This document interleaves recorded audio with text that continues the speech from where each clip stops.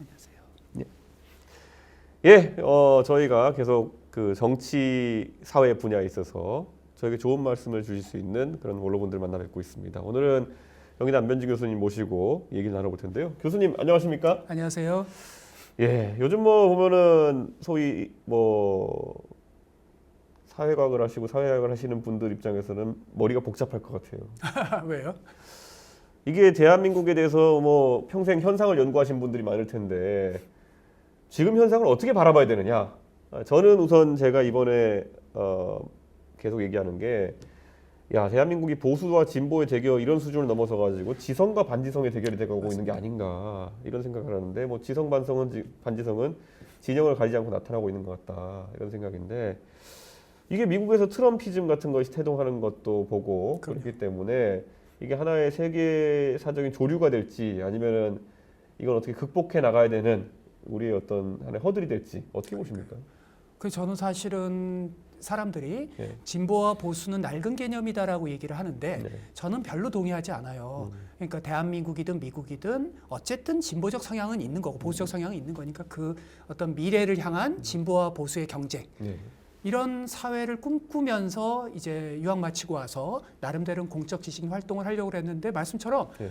지금은 진보 보수 이전에 일단 대한민국의 헌법 1조 1항을 지키는 거 그렇죠. 그리고 미국도 미국 건국의 시조들의 디자인의 기본을 지키는 거 이 세상이 된 게 너무나 안타깝고 그리고 죄송하기도 하고 왜냐하면 밀레니얼 세대이신데 그렇죠. 예. 지금 이 의원님이 던지고 싶은 화두가 엄청나잖아요. 지금 AI나. 그렇죠. 근데 지금 어떻게 하면 다시 자의적 통치자의 계엄을 막을 것인가 이런 그러니까 저는 비감 슬픕니다. 저는 최근에 이제 그 한국에서도 이런 혼란이 참 마음 아팠는데 미국도 제가 뭐 저도 한 4년 살아봤지만은 어떻게 저런 얘기가 나올 수 있지? 그러니까 바로 옆에 미국과 캐나다의 관계라는 건 미국 살아본 사람은 대충 다 아는데 그 상황에서 뭐 51번째 주가 되라고 한다든지 아니면 뭐 관세를 뭐 왕창 올려버리겠다고 협박한다든지 이런 것들이 미국이란 국가에 뭐 물론 과거에 미국이 고립주의적 성향을 띈 적도 있고 아니면 또 세계화의 선봉에 선 적도 있지만은 저 정도는 아니었거든요. 그럼요. 극단으로 튀어나가는 모습이. 그래서 저는 거기에는 좀 미국의 민주당이나 진보적인 분들의 책임도 준엄하게 성찰을 해봐야 된다. 왜냐하면 건국의 시조들이 만들어놨던 그 틀이 좀 상당히 불완전한 틀이거든요. 원래 취약한 틀인데 그거를 좀 더 이제 미국의 민주당이 좀 소외된 분들, 그러니까 보스턴이나 텍사스 오스틴이나 맨하탄이 아니라 좀 더 소외된 분들의 역지사지 공감하고 그분들이 함께 공존할 수 있는 사회를 만들어 나갔어야 되는데 좋게 평가해 주신 오바마조차도 사실은 좀 한계가 있었잖아요. 그렇죠. 물론 통합은 되게 잘했고 그런 점에서 되게 강한 인상 받으셨잖아요. 근데 한국의 민주당에도 조금 아쉬운 게 제 의원님 제가 별명이 민주당 쓴소리 전문가입니다. 좋은 별명입니다. 그런가요? 저는 외롭습니다. 고달프지만 좋은 별명입니다. 그거는. 그래서 저를 모르는 그러니까 왜냐하면 강준만 교수님께서는 항상 사람을 만나지 않고 만나면 오히려 더 편견이 생기잖아요. 한국 사회는. 그렇죠. 형님 뭐 아우 어느 대학. 그렇죠. 그래서 정말 객관적 분석을 하시는 분이 저를 잘 모르시고 처음에는 안 교수를 왜 이렇게 싸가지가 없냐. 근데 저를 아는 분들은 제가 너무 캐릭터의 가장 큰 문제는 너무 수능주의자예요. 저는 사실은 MBTI도 그렇고요. 그 다음에 옛날 그 조선시대 때 있는 사상의학적으로도요. 저는 되게 수능주의자예요. 그러니까 소심형이고요. 억울하죠. 억울한데 저로서는 제가 배웠던 이제 어떤 헌정주의 이런 기준에서는 큰 소리를 안 할 수가 없죠. 그러니까 대표적인 게 이제 영어를 써서 죄송하지만 뭐 의원님 미국에서 많이 들으셨던 키워드 인테그리티, 그렇죠. 어떤 한국말로 번역하기 어려운 뭐 윤리성, 성실성, 무결성. 그러니까 그게 되게 중요하잖아요. 그렇죠. 하버드든 어디든 그걸 잃어버리지 않으려고 노력하잖아요. 근데 한국에는 진보이든 보수이든 그런 어떤 자기 가치를 추구하면서도 최소한 지켜야 될 그런 최소한의 어떤 윤리성 이런 것들이 잘 안 지켜지니까 그러니까 조금 더 뭐랄까요 좀 초당적인 토대가 좀 허물어져 나가는 그래서 앞으로는 이번 대선에서 이 의원님 같은 분이나 혹은 제3당의 또 다른 어떤 후보들이 현재 양당에 대해서 저처럼 좀 그냥 양쪽에 대해서 쓴소리를 할 수 있었으면 좋겠다. 진짜 대한민국에서 정치가 사실 미국도 그렇고 영국도 그렇고 양당 체제가 확립됐다고는 하지만은 그 양당이 어떤 당들이냐는 한 번씩은 바뀌어왔습니다. 영국 같은 경우에도 노동당이 전면에 등장하게 된 것은 사실 2차 대전을 전후로 해가지고 그렇죠. 분위기가 바뀌면서 그렇게 된 것이고 미국 같은 경우에도 사실 민주당의 지금 성향과 한 150년 전의 성향을 비교해 보면은 의미가 없을 정도로 바뀌었죠. 예, 비슷한 점을 찾을 수 없을 정도로 바뀌었던 것이고 오히려 남북 전쟁 시기로 돌아가게 보면은 소수자를 위하던 당이 어딘가 이런 것도 고민하게 만드는데 대한민국은 참 이제 우리 헌정사가 48년부터 한 75년, 77년 가까이 이뤄왔지만은 안 바뀌는 것 같아요. 안 바뀌어요. 안 예. 바뀌어요. 그리고 오히려 악화되고 있고요. 그리고 저는 이번에 이재명 대표가 그 여러 가지 경제 정책 얘기하면서 내가 엔비디아 같은 거 만들겠다 이렇게 했을 때 어떤 언론에서 특히 한겨레 중심으로 분석하면서 야 이건 오히려 박정희주의의 부활을 얘기하는 거 아니냐라는 얘기를 하는 거 보면서 우선 한겨레 신문에서 그런 지적을 한 것이 굉장히 신선하게 들리기도 했고 한편으로는 생각해 보니까 이재명 대표가 진짜 박정희주의자 같은 것을 본인의 결핍에 따라 주장하는 것인지 아니면 신념형으로 주장하는 것인지 모르겠지만은 굉장히 특이한 상황이다.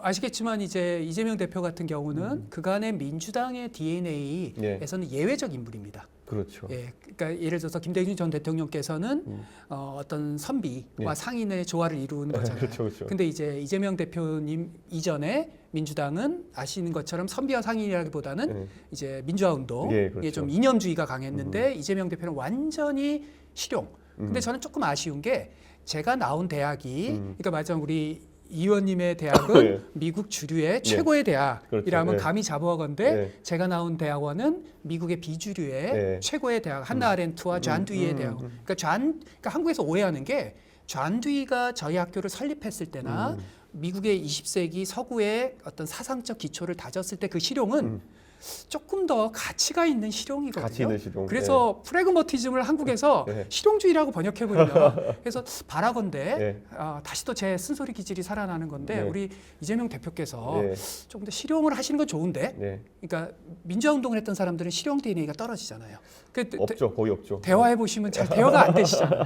문화가 안 맞습니다. 그래서 이번 대선에서 민주당이 조금 더 민주당스러운 가치를 추구하면서 실용을 좀 갔으면 좋겠고 보수도 제가 오늘 이 자리에 나온 거는 저로서는 항상 모든 자리에서 오해받는 사람인데 저는 이준석 의원님의 노선에 대해서 많은 부분 동의하지 않아요. 하지만 요즘에 활동하신 거에 정말 저는 고맙게 생각하는 게 보수나 진보 이전에 대한민국의 민주 헌정주의에 대한 얘기를 하고 계시잖아요. 그다음에 특히 미래에 대한 얘기. 저희 세대는 미래에 대한 얘기를 머리로는 하는데 그거는 몸으로 이해하고 있지 못하죠. 그런 점에서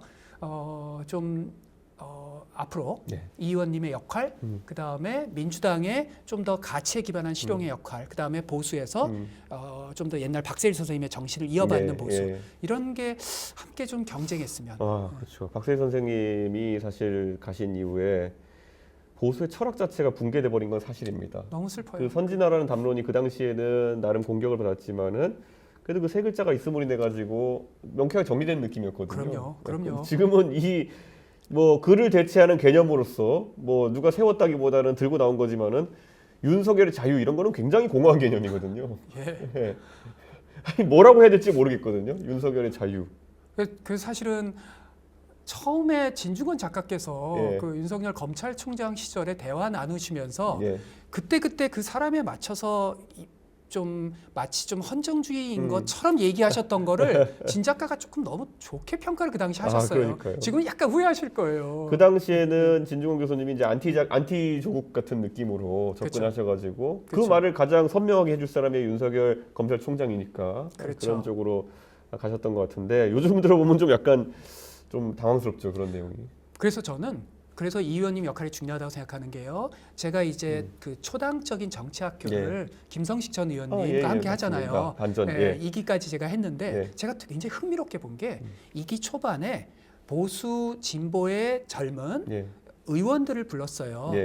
김용태 의원 아시잖아요. 김용태 의원 참 합리적이잖아요. 그리고 기후에 관심 있는 보수. 맞습니다. 그게 보수잖아요. 그러니까 그런 김용태 의원, 그다음에 박지원 전 비대위원장, 그다음에 장혜영 의원. 세상에 너무 저는 그 자리가 좋았어요. 뭐냐면 서로 이념적 스펙트럼이 다른데 서로 놀란 거예요. 서로 자유라는 키워드가 가장 중요하게 생각하는 거예요.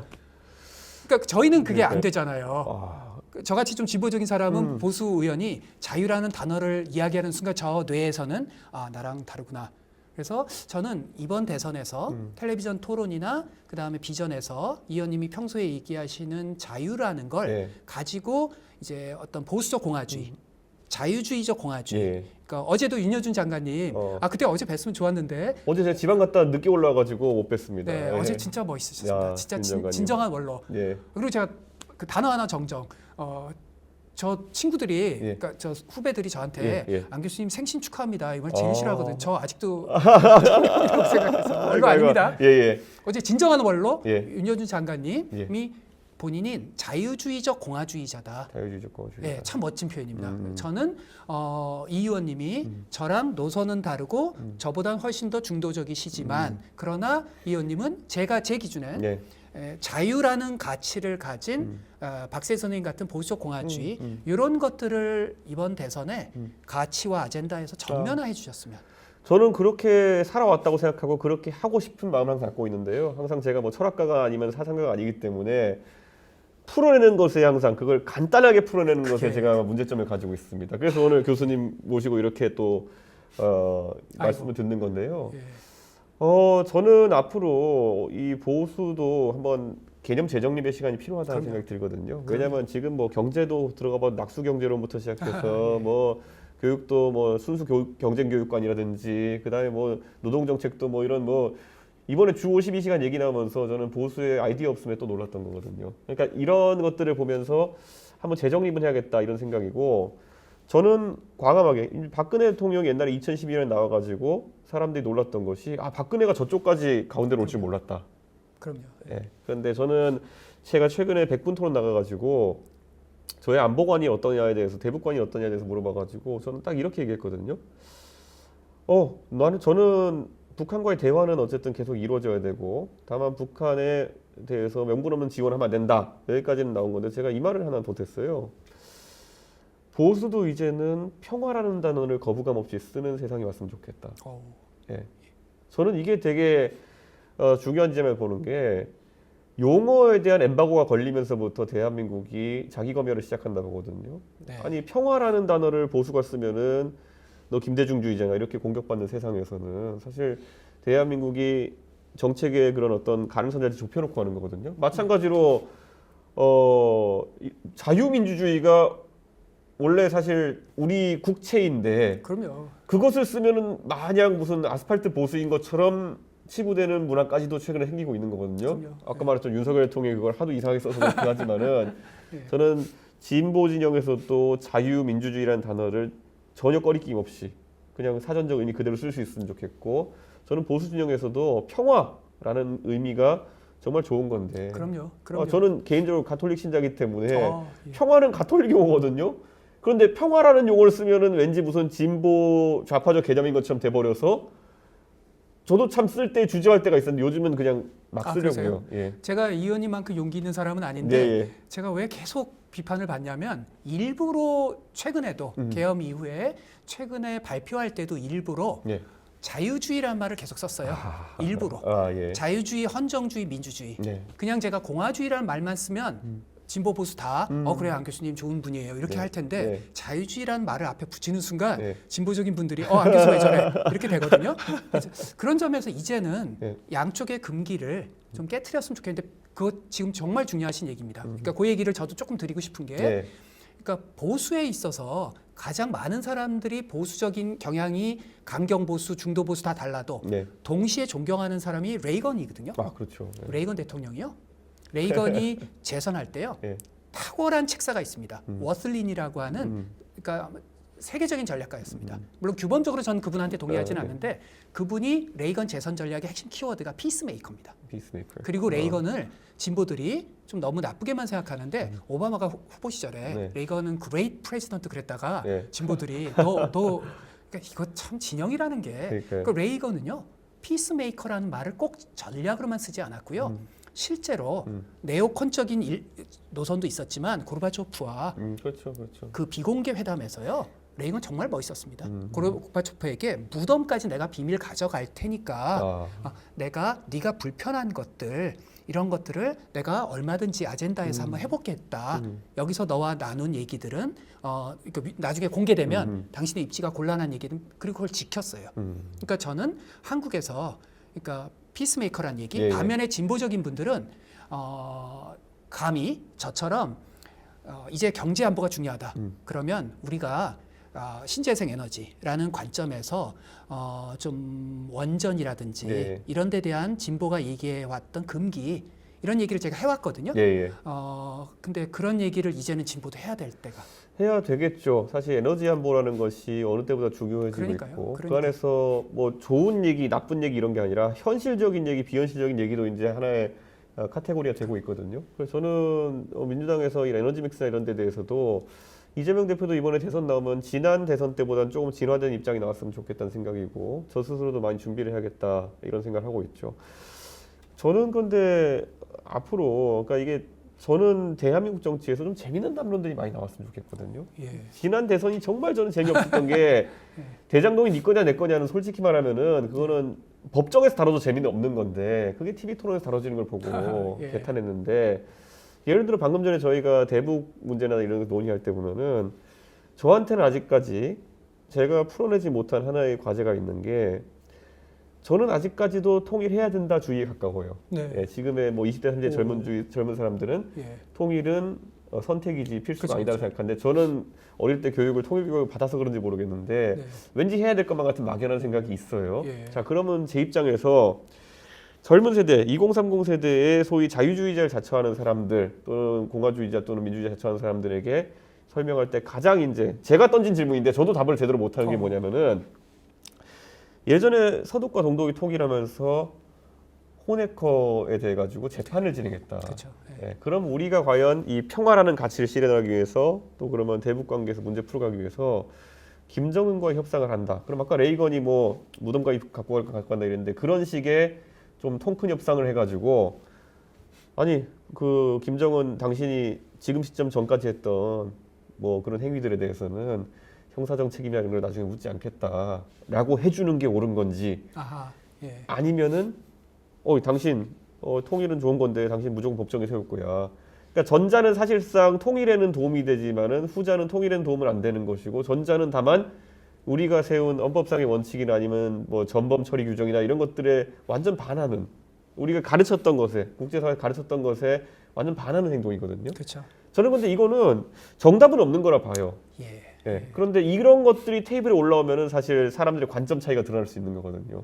그렇죠. 그렇죠. 야, 역시 그 포인트까지 보고 계시는군요. 아까 우리가 사실 프래그마티즘 같은 것도 그렇고 인테그리티 같은 것도 그렇고 그런 걸 드러내려면 이런 그 옳고 그름이라기보다는 선호의 문제에 따른 이런 질문들을 계속 던져야 되는 거거든요. 그럼요. 그럼 이 사람이 어떤 성향이고 어떤 그 내재적인 단단함을 갖고 있느냐를 볼 수 있는 건데 저는 TV 토론에 한번 이런 것 좀 담아봤으면 좋겠어요.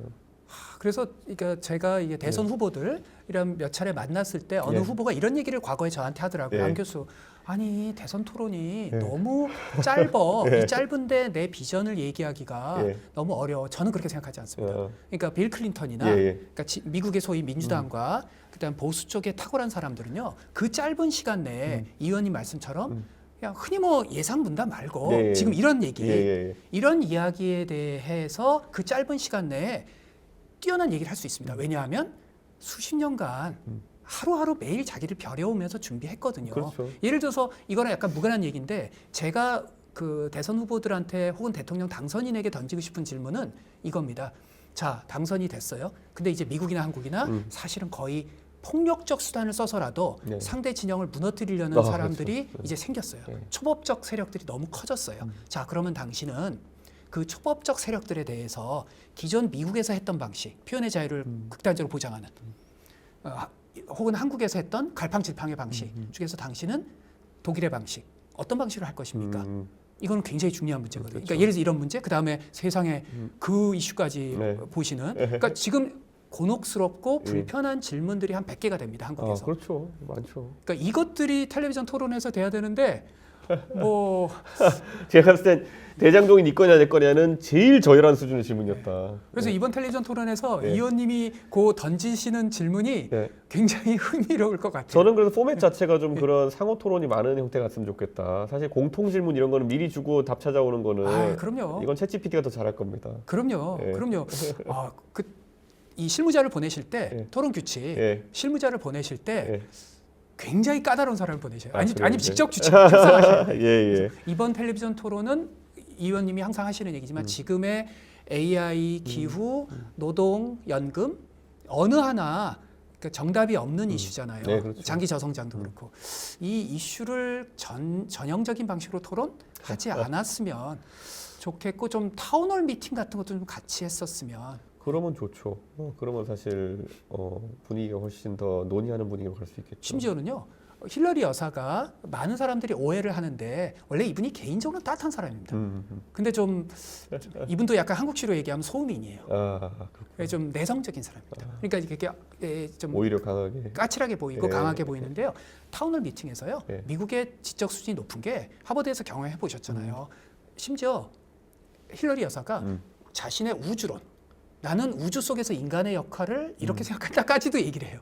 그러니까 그런 마치 프랑스의 바칼로레아 시험에 나오는 예. 그런 수준에서부터 시작해서 이 의원님이 방금 던진 정말 어느 후보도 대답하기 힘든 이런 것들까지 예. 이번 대선장이 아니 왜냐면 저는 이런 생각해요. 대한민국 대통령이라는 자리가 뭐 나중에 가지고 다뤄야 될 문제가 매우 구체적인 것도 있겠지만은 큰 줄기를 어떻게 잡아가고 국민들을 설득하냐가 굉장히 클 것 같거든요. 네. 저는 아까 말했던 그런 고민, 통일에 대해서 방향성을 할 때 뭐 퍼주자 마냐 이런 아주 이런 원초적인 그러니까 원색적인 문제가 아니라 국민 여러분한테 오히려 문제를 던질 수 있는 사람이 된다 보거든요. 그럼요.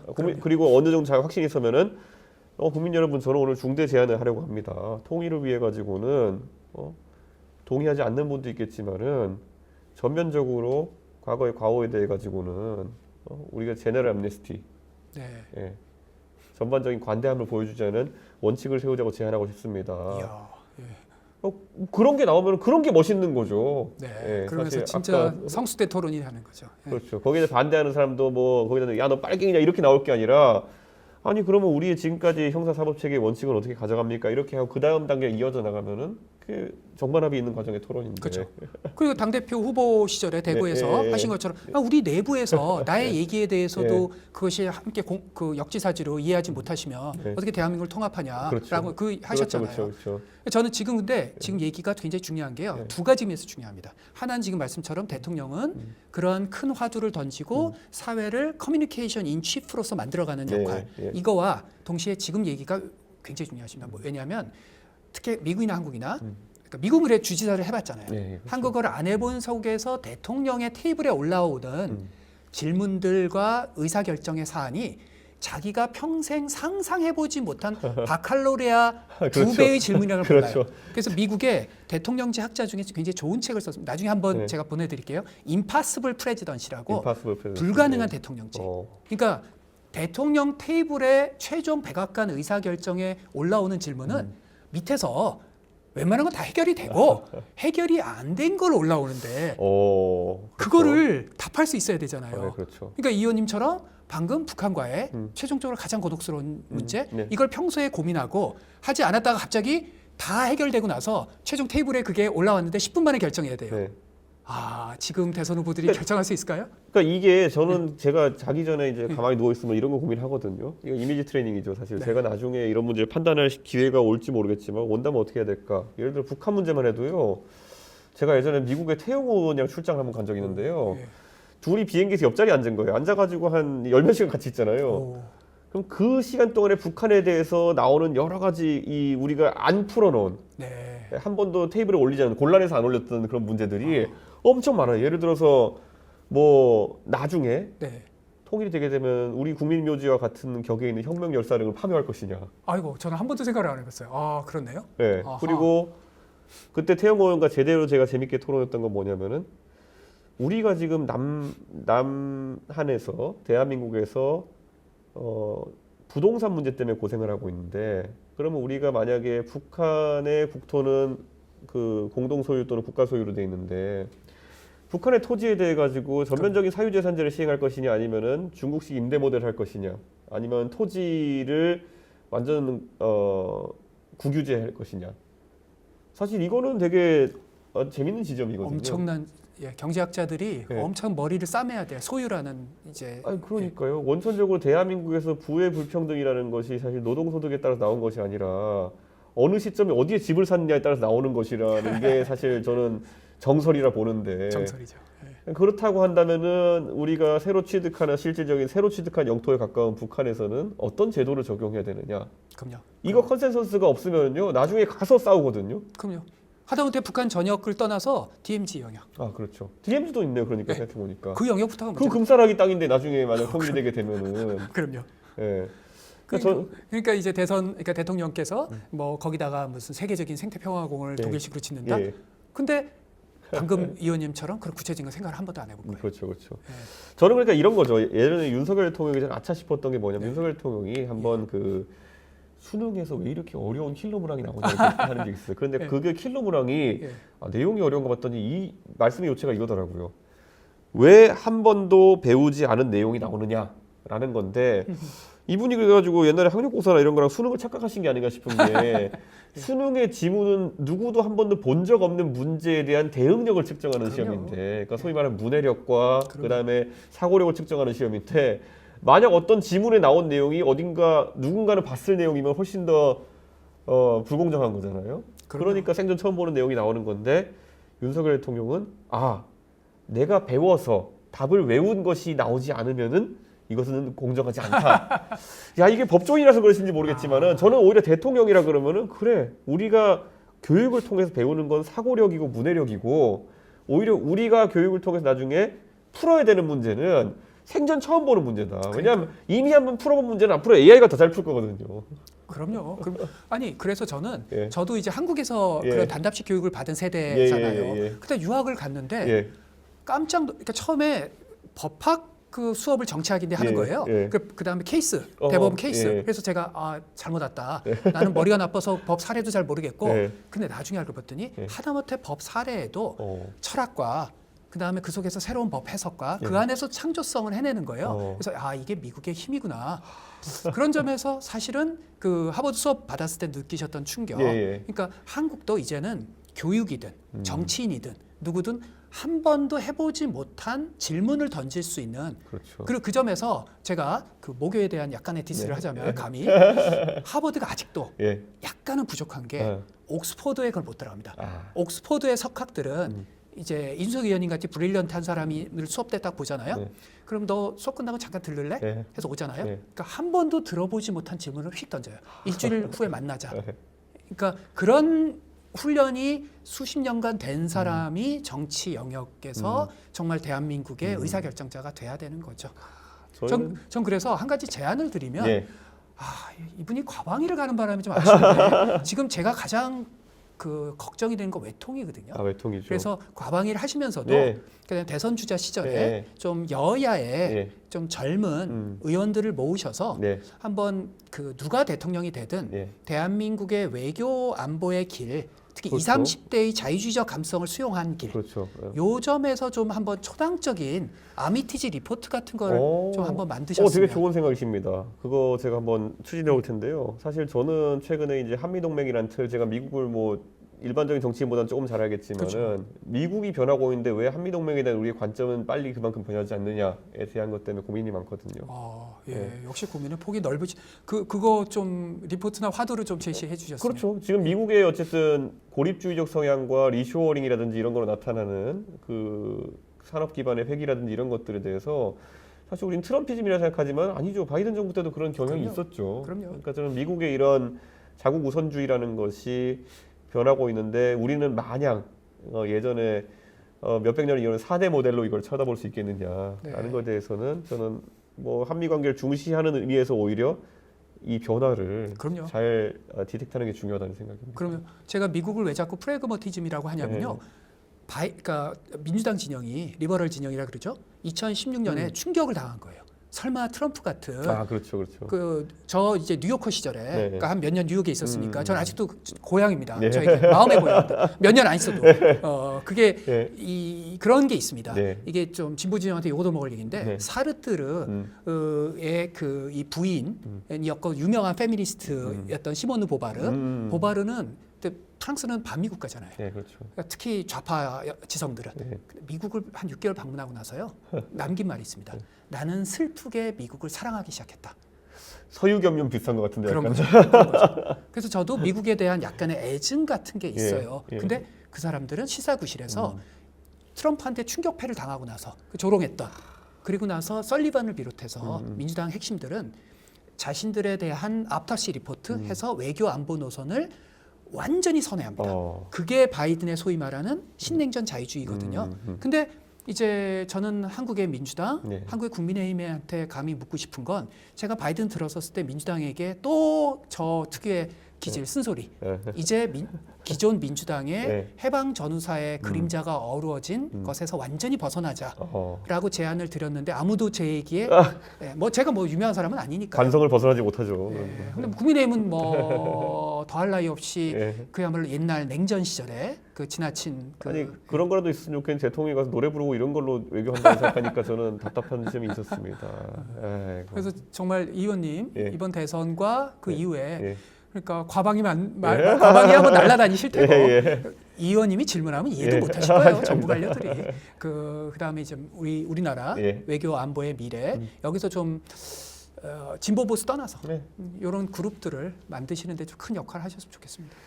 꼭 그렇게 한번 해보도록 하겠습니다. 아유 교수님 오늘 너무 좋은 말씀 또 이렇게 아이고. 너무 좋은 또 대화의 또 이런 티키타카가 되어서 너무 좋은 것 같고요. 아이고, 예. 정말 저도 고민이 많은데 오늘 조금 풀리는 지점이 있는 것 같습니다. 아이고 겸손의 말씀. 저희 같은 백년 선생이. 예, 교수님 오늘 너무 감사하고요. 나중에 또 좋은 기회를 뵙도록 하겠습니다. 네, 건강하십시오. 예, 감사합니다. 네, 감사합니다. 예.